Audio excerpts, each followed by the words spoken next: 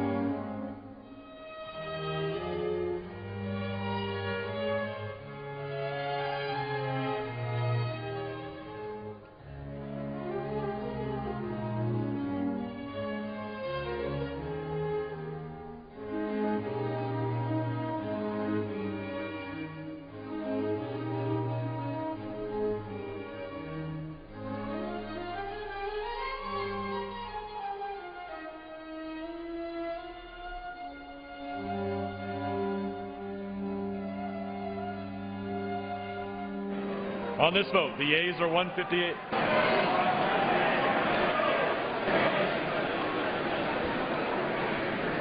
Mr. Rush.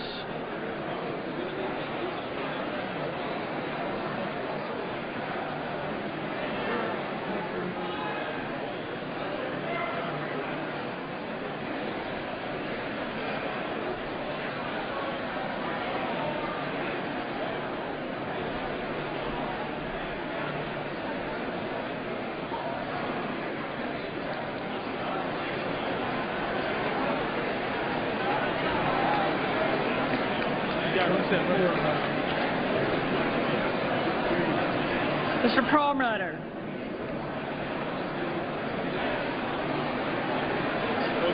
Mr. Perlmutter votes aye. Mr. Becerra. Mr. Becerra votes aye. Mr. Rush. Mr. Rush voted aye.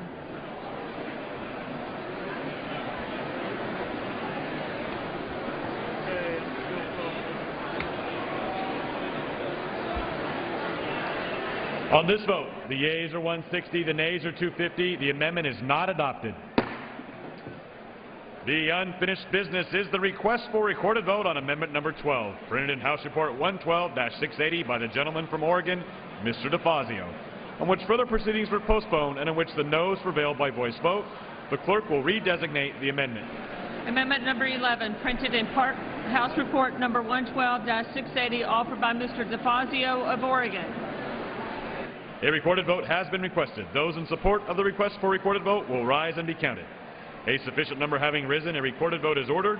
Members will record their votes by electronic device. This will be a 2-minute vote. As amendment voting continues in the House, a quick reminder about our debate coverage. The presidential candidates will meet in 3 90-minute debates next month. Starting Wednesday, October 3rd from the University of Denver, they'll focus on domestic policy. Tuesday the 16th, the candidates will hold a town hall meeting with questions posed by the audience. That'll be at Hofstra University in New York. And the foreign policy debate will happen Monday, October 22nd from Lynn University in Florida. Also, the vice presidential candidates will debate Thursday, October 11th from Center College in Danville, Kentucky. Live coverage will be on C-SPAN, also C-SPAN Radio, and online at cspan.org.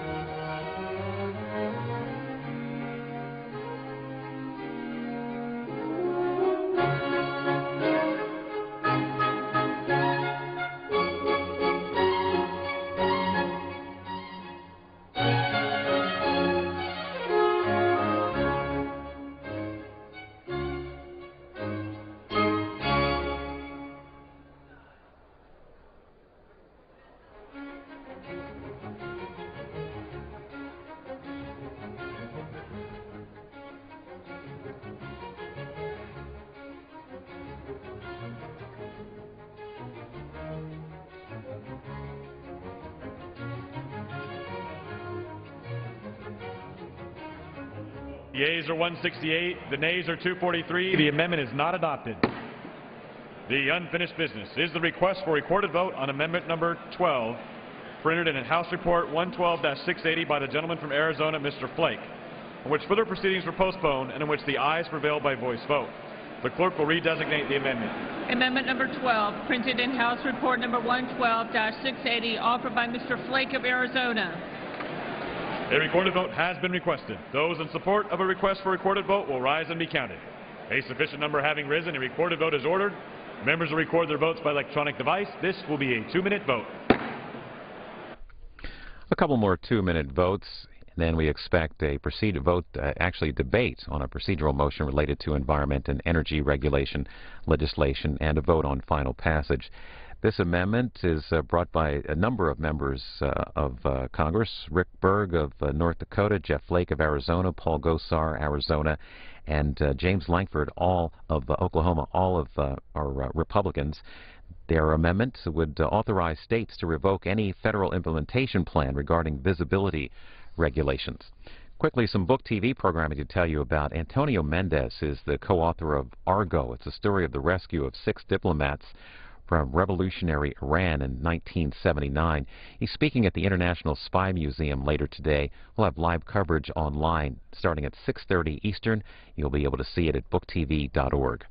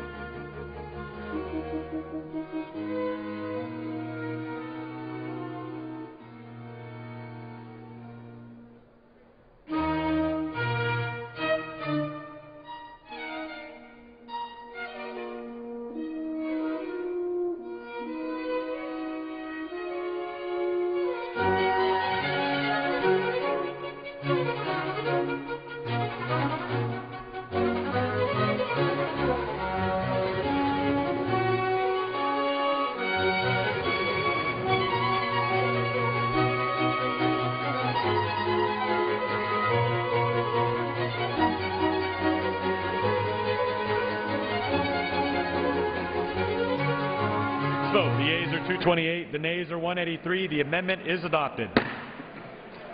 The unfinished business is the request for recorded vote on amendment number 13, printed in House Report 112-680 by the gentleman from Arizona, Mr. Gosar, in which further proceedings were postponed and in which the ayes prevailed by voice vote.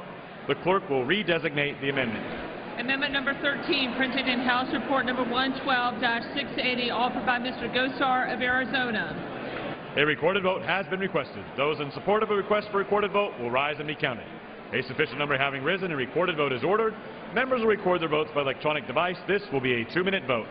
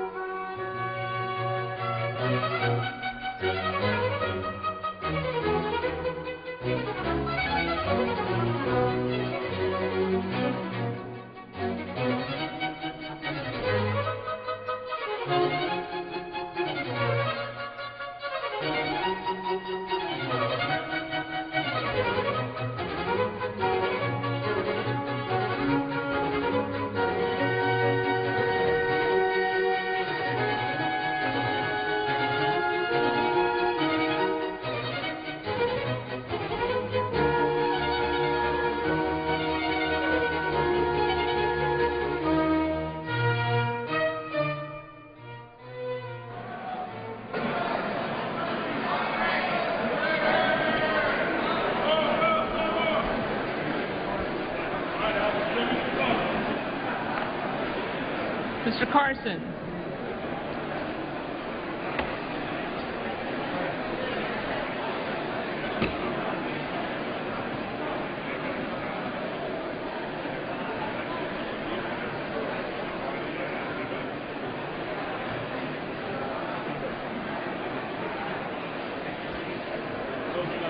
Mr. Carson of Indiana votes no.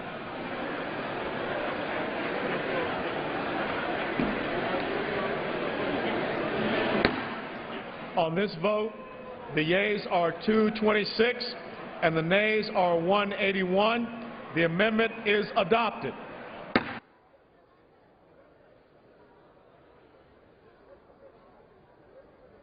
The question is on the amendment in the nature of a substitute as amended. Those in favor, please say aye. Those opposed, please say no. In the opinion of the chair, the ayes have it. The amendment is adopted. Accordingly, under the rule, the committee rises.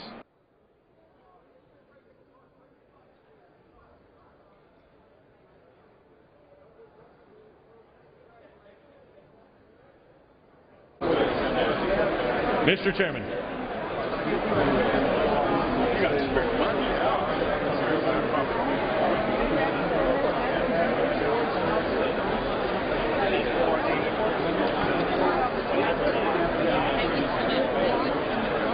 The chair of the Committee of the Whole House on the State of the Union reports that the committee has had under consideration the bill H.R. 3409 and, pursuant to House Resolution 788, reports the bill back to the House with an amendment adopted in the Committee of the Whole. Under the rule, the previous question is now ordered. Is a separate vote demanded on any amendment to the amendment reported from the Committee of the Whole? If not, the question is on adoption of the amendment in the nature of a substitute. Those in favor, please say aye. Those opposed, say no. The ayes have it. The amendment is adopted. The question is on engrossment and third reading of the bill. Those in favor, please say aye. Those opposed, say no. The ayes have it. Third reading. A bill to limit the authority of the Secretary of the Interior to issue regulations before December 31st, 2013 under the Surface Mining Control and Reclamation Act of 1977.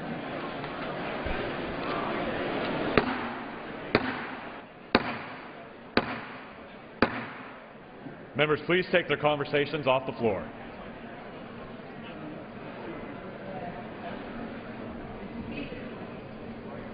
What purpose does the gentlelady from California seek recognition? Mr. Speaker, I have a motion to recommit at the desk. Is the gentlelady opposed to the bill? Yes, I am. Opposed. The gentlelady qualifies. The clerk will report the motion. Ms. Cass of California moves to recommit the bill H.R. 3409 to the Committee on Energy and Commerce with instructions to report the same back to the House forthwith with the following amendments. At the end of Title II of the bill, insert the following new section, Section 203, ensuring consumers pay less for gas and that fuel-efficient automobiles continue to be made in America. A, findings. Congress finds as follows. 1. The standards of the national program to improve fuel efficiency and reduce pollution for light-duty cars and trucks will provide major economic and consumer benefits to the United States. 2. The standards will save families more than $1.7 trillion in fuel costs and reduce America's dependence on oil by more than 2 million barrels per day in 2025, which is equivalent to 1/2 of the oil which our nation currently imports from OPEC countries each day. 3. As a result of the standards, a family with a model year 2025 vehicle will save more than $8,000 in fuel costs over the life of the vehicle compared to a 2011 year vehicle. 4. As a result of the standards, average net savings for the owner of a 2025 vehicle will be equivalent to a drop in fuel prices of $1 per gallon. B. Preservation of rule. Section 330 of the Clean Air Act, as added by Section 201 of this Act, shall not apply with respect to the final rule issued by the Environmental Protection Agency and the Department of Transportation on August 28, 2012, relating to standards for pollution control and fuel efficiency for model year 2017 and later light-duty vehicles, and such rule shall take effect on the effective date specified in the rule. If nullification of such rule would result in 1. Consumers, on average, paying more for gasoline over the life of their motor vehicles, or 2. The loss of jobs in the United States automobile manufacturing industrial sector, or a negative impact on the overall United States economy.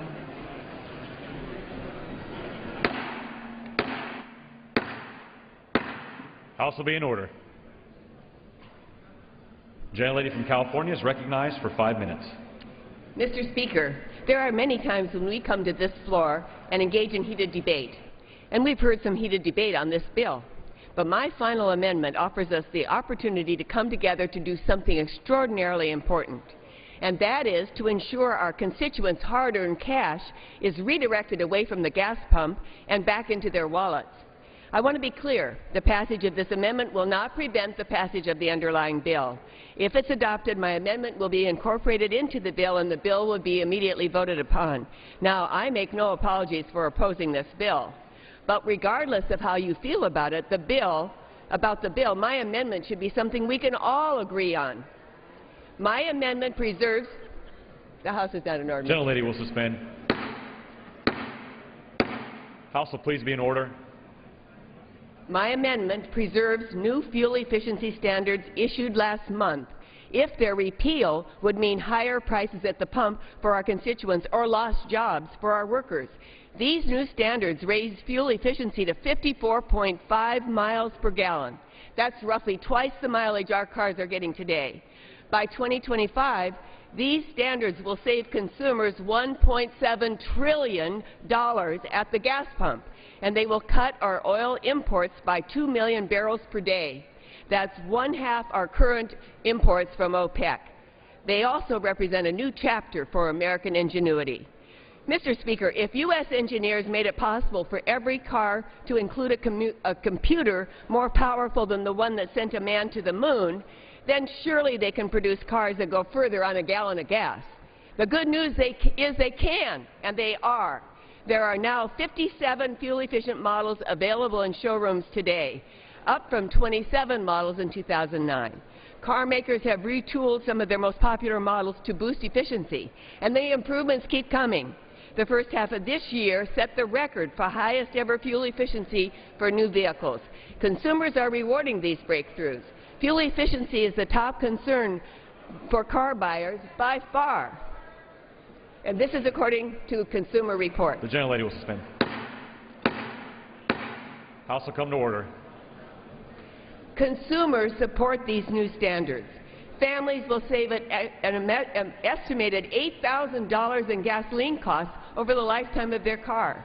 And that's equivalent to lowering the price of gasoline by $1 per gallon. These new standards also provide something consumer trends cannot: long-term certainty. And that's why 3 major automakers, including General Motors, Ford, and Chrysler, all support them. Strong standards tell car makers exactly what goal they need to reach by when, so they can invest in innovation, deploy new technologies, and build cars right here in America. And when they do that, they hire more workers. More than 150,000 Americans have jobs making parts for and assembling more efficient cars in America today. Car makers are moving production to our shores also. Mr. Speaker, the House is not in order. Gentlelady is correct. The House is not in order. Members, please take their conversations off the House floor. Gentlelady from California deserves to be heard. One car maker alone, Honda, recently announced plans to move all global Civic hybrid manufacturing to Indiana from Japan, creating 300 jobs by the end of the year. This onshoring of jobs is because of our commitment to making more efficient cars and components in America. That's why GM's CEO Dan Akerson called these standards, and I quote, "a win for American manufacturers for the very first time." Mr. Speaker, everybody wins when more efficient cars hit the road. American workers win, drivers win, and automakers. These standards demonstrate the best of America, how creating jobs goes hand in hand with protecting the environment and health, how drivers can save billions in gasoline costs, how American auto industry can compete with any country in the world. That's why we must preserve these historic standards and the enormous benefits that come with them by voting for my final amendment. Mr. Speaker, I respectfully ask that all my colleagues weigh this simple proposition. Do you want your constituents to pay less at the pump and drive more efficient cars made in America? If your answer is yes, then vote for my amendment. It ensures that our constituents will save thousands of dollars every year at the gas pump, and it makes sure that American workers will find jobs building the cars of the future right here in America. Today we have the opportunity to speak with one voice, to save these landmark car efficiency standards. It's up to us. Support this final amendment to the bill. I yield back. The gentlelady yields back. For what purpose the gentleman from Ohio seek recognition? Mr. Speaker, I rise in opposition to the motion. The gentleman is recognized for 5 minutes. Thank you, Mr. Speaker. Mr. Speaker, this motion is nothing more than a distraction from the underlying legislation that we're considering today, and the journey that we began in January of 2011 to cut government spending, to create jobs, and today to stop the administration's war on the coal industry. We, all of us in this chamber, sat here a little over a year ago and we heard an address by the Prime Minister of Australia. And she started her speech off by saying, you know, I remember being a young girl, sitting on the floor of my living room, watching as Neil Armstrong and Buzz Aldrin landed on the moon. She went on to talk about that era of innovation in America and what that meant and how that inspired the rest of the world. Do we need to be reminded that it was the coal industry that fueled America's innovative engine and powered America's innovative wheels during that period of innovation? I don't think so. Today's underlying legislation, it's about the thousands of jobs that have already been cut from the coal industry, the thousands more that are in jeopardy to be cut from the coal industry. It's about the millions of Americans and America's businesses that are paying skyrocketing prices, 23 million Americans underemployed, and yet we've got an administration that wants to attack the very reliable energy source that would fuel a resurgence in manufacturing and put America back to work. Ladies and gentlemen, I implore to you, defeat this motion to recommit. Vote on the final passage of this legislation today. Let's get America back to work and stop the administration's war on coal. Without objection, the previous question is ordered on the motion to recommit. The question is on the motion to recommit. Those in favor will say aye. Aye. Those opposed will say no. No. The noes have it. The motion is not adopted. I'll ask for a recorded vote. A recorded vote is requested. Those favoring a recorded vote will rise. A sufficient number having risen, a recorded vote is ordered. Members will record their votes by electronic device. Pursuant to Clause 9 of Rule 20, the Chair will reduce to 5 minutes the minimum time for any electronic vote on the question of passage. This is a 15-minute vote.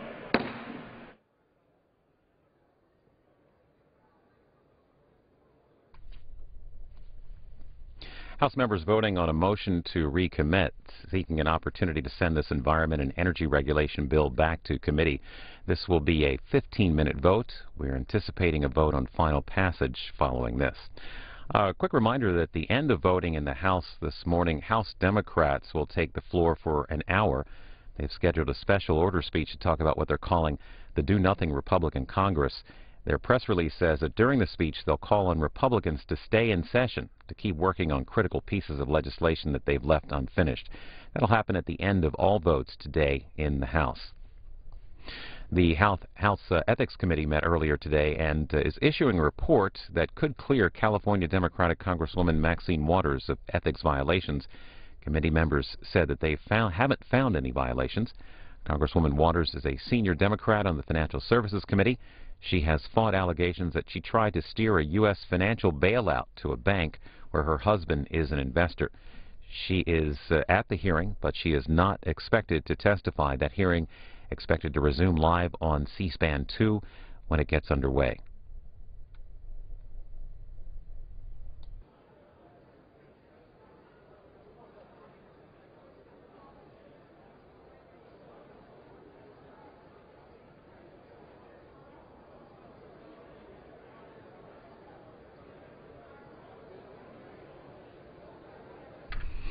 Well, a short time ago, House Speaker John Boehner came to the radio-TV gallery to give his session wrap-up as members today will recess for an election season break. Here's what he had to say.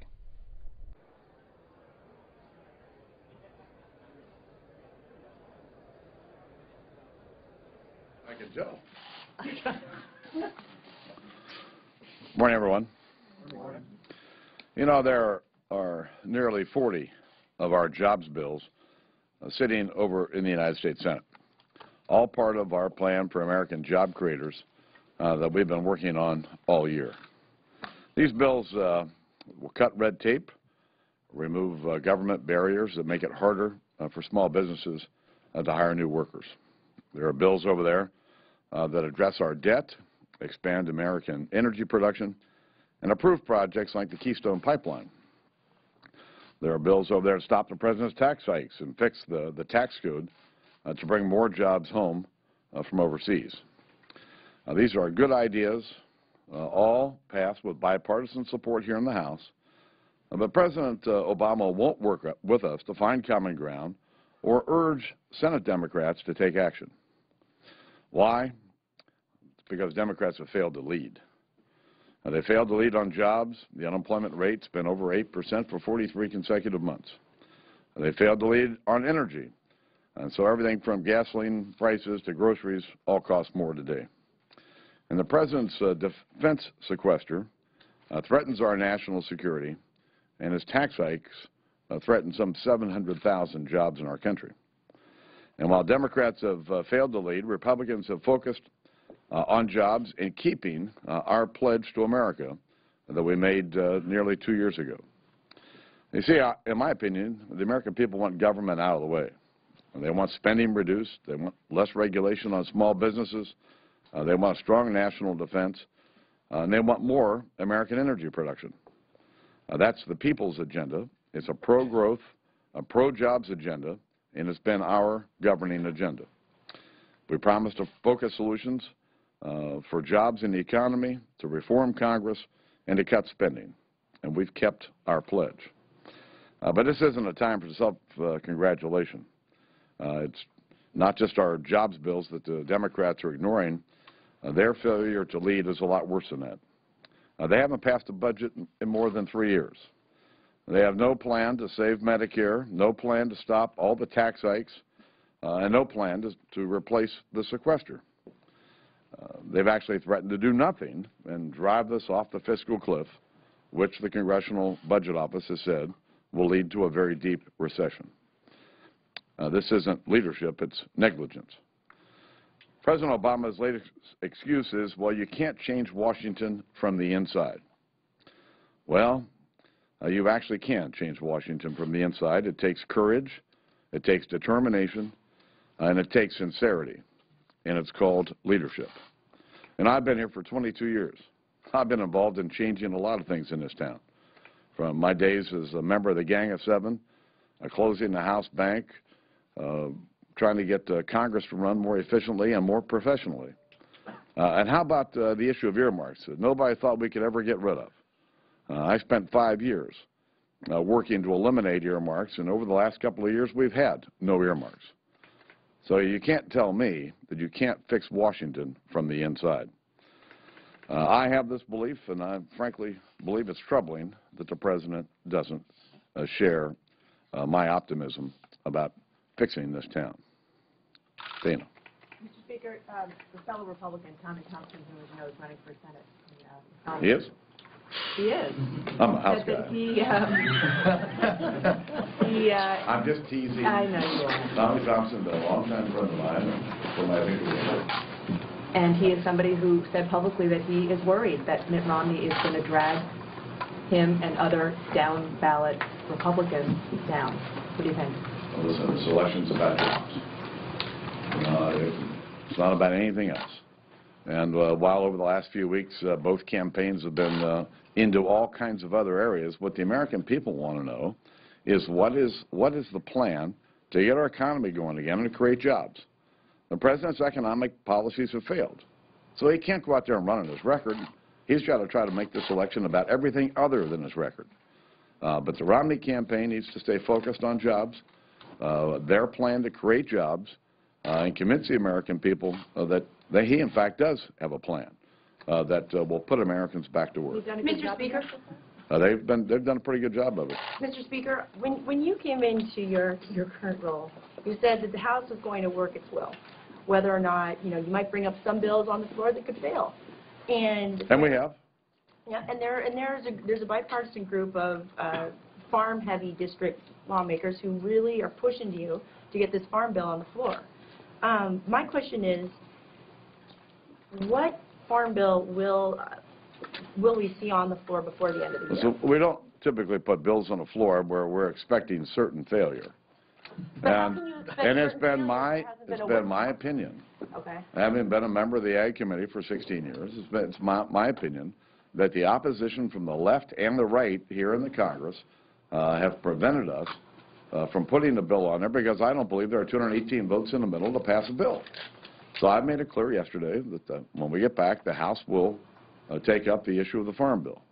Now, I know what the next question is. Well, what's it going to look like? What's it going to look like? What's it going to look like? When we get back after the election, we'll consult with our members and develop a pathway forward. It's too early to determine right now what kind of mood members are going to be in and what kind of opinions they're going to have. Yes, sir. If the president wins, doesn't that mean that you're eventually going to have to raise taxes in some way? No. Raising taxes, according to Ernst & Young, would threaten our economy with a loss of 700,000 jobs. Now, why would I ever be for something like that? I'm not. Listen, our goal is to have tax reform and entitlement reform.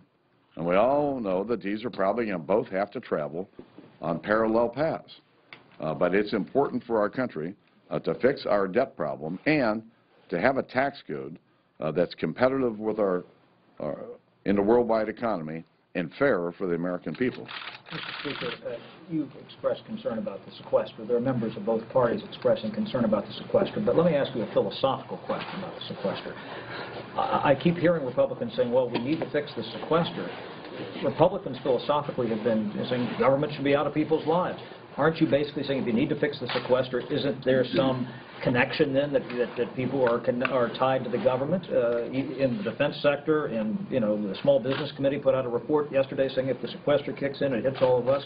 Isn't that essentially saying there's concern or a problem with people being tied to the government, even in your own party? The sequester was designed to be ugly.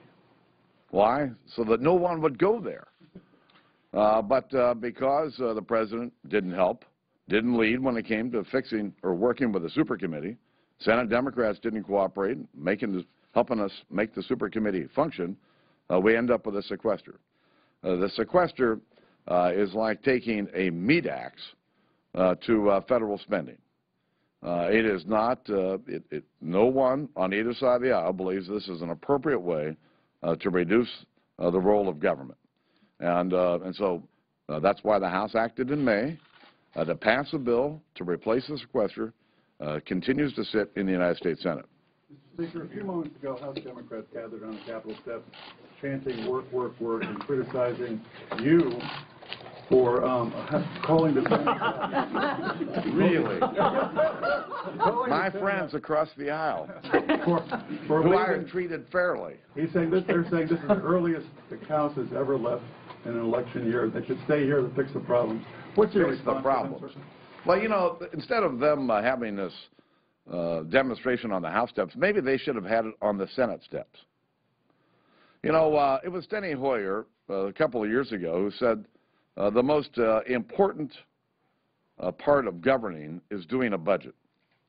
Senate Democrats have not done a budget for 3.5 years.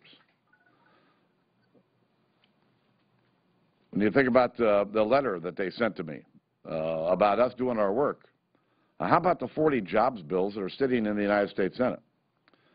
The House is the only body to have passed a bill to stop all the coming tax hikes. The House is the only body that's passed a bill to stop the sequester. We have done our work. But here, Senate Democrats and a president, where is their responsibility? Where is their leadership? It just doesn't exist. Mr. Speaker, I venture to debate with you in a lot of ways that the sequester may have been put in place because the expectation was that some grand bargain was not going to be made here. To follow on Chad's question, there are probably members of your caucus who will like the idea of cutting domestic spending, vice versa for the Democrats who like the idea of cutting defense spending, or did I say domestic spending? I think you get my point. But why not just let the sequester take effect and see how it all shakes out? I'm not going to speculate on what may or may not happen in the lame duck, but I've not heard one member, not one member, suggest that the sequester was a good idea. Not one. And, you know, around here I talk to a lot of members from both parties almost every day. Speaker Boehner, why does Mitt Romney continue to trail in the polls in Ohio? Well, listen, it's been a close race in Ohio. It's going to be a close race in Ohio. I've always expected it was going to be a close race in Ohio, just like probably all of you have expected it's going to be a close race in Ohio.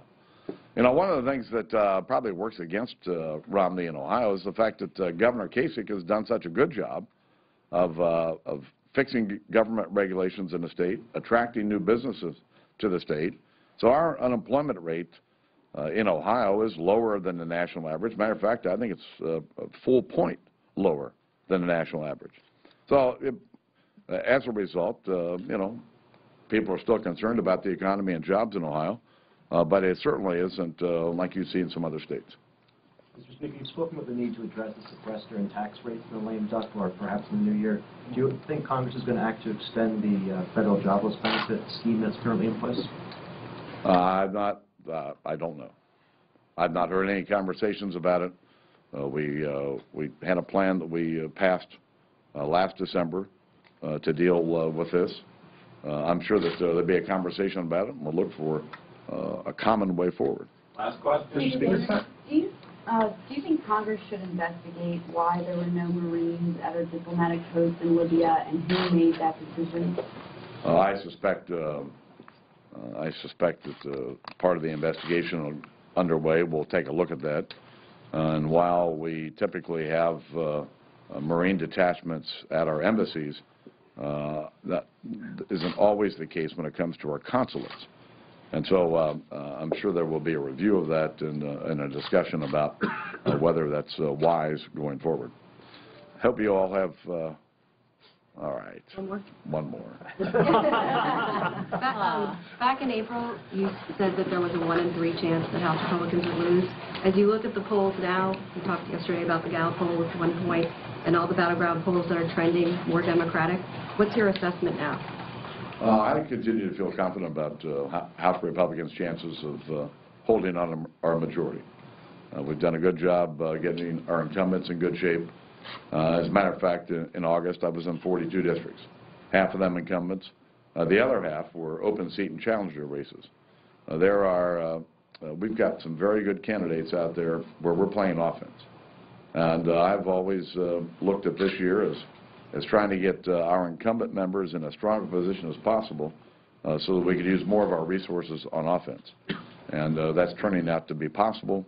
And so you'll see us playing an awful lot of offense in a lot of Democrat-held districts here in the coming weeks. You want to give a number? Thanks, everybody.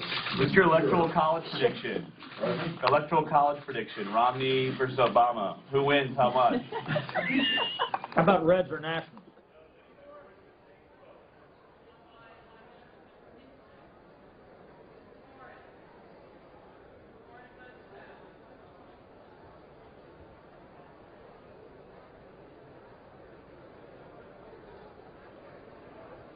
Vote. The yeas are 173. The nays are 233. The motion is not adopted. The question is on passage of the bill. Those in favor say aye. Those opposed say no. The ayes have it. The ayes have it, and the legislation passes. Mr. Speaker, Gentlelady from California. on this I request a recorded vote. A recorded vote is requested. Those favoring a recorded vote will rise. A sufficient number having risen, a recorded vote is ordered. Members will record their votes by electronic device. This will be a 5-minute vote. Final passage voting now on environment and energy legislation. This will be the last piece of work in the House today as members prepare to leave for their break for several weeks. We just saw Speaker Boehner give his end-of-session wrap-up. Minority Leader Pelosi was joined by Democratic lawmakers on the steps of the Capitol this morning to wrap up the session and to make remarks on jobs and the economy. You can see what she had to say online at cspan.org. Along with the House Ethics Committee meeting regarding charges against California Democrat Maxine Waters. A committee report has cleared her of charges of steering a government loan to a bank her husband holds stock in.